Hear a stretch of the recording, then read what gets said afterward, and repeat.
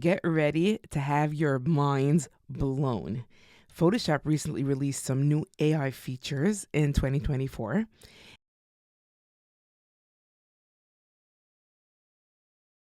I'm so excited to show it to you. So we have an adorable, cute toddler sitting in the garden with her doll. And I want to add like a nice stroller here on the side, like a doll stroller, right? So typically, if we use generative fill, and that's what we're focusing on today, the way it works is you make a selection and then you type in the prompt doll stroller, right? So I'm going to do a selection like this, and I'm going to go to generative fill, and I'm going to put in doll stroller and generate. This is adorable, but it's nothing new. We know how generative fills works. You put in a doll stroller, Photoshop guesses about what it thinks you want, and here are a few options. Your options look different than mine, right? Because it always gives different variations.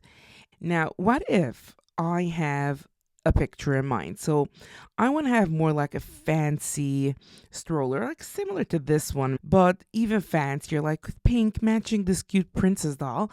So I have something in mind that I want to reference.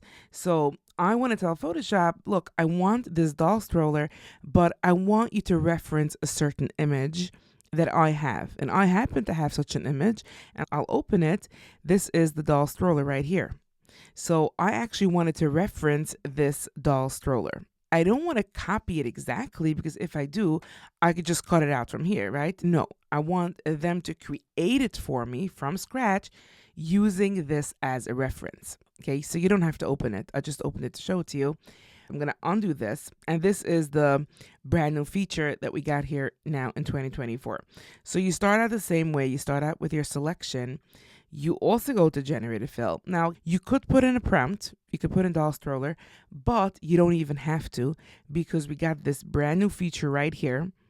And this is for the reference picture. So click on that. And when you click on that, it lets you choose an image. Which image do you want to choose? You want to choose number 2, the doll stroller, and press open. And it shows you the image that it's going to reference, but there's another option here called remove background. So I actually don't want to reference the background, I just want the stroller, right? So you can just very easily click on remove background, all without even opening up that image, you see? And it just removed it for us. And now you can click on generate. And there you go. It just referenced that photo. I actually don't like the angle of this one. So let's see if we got some different variations. I also don't love this one. Let's say I want a different angle. I'm not so crazy over mine, because for some reason, these are really dilapidated. This one, I don't like the way this looks. So let's say I don't like these. I'm just going to go and regenerate it. So just press on generate again here, or right here, click on generate. Oh, these are cuter. Look at this one. Here's a different angle facing the front. Here's another one, all referencing that image. That is a game changer. It is so much fun, so realistic. Now go and have some fun with it.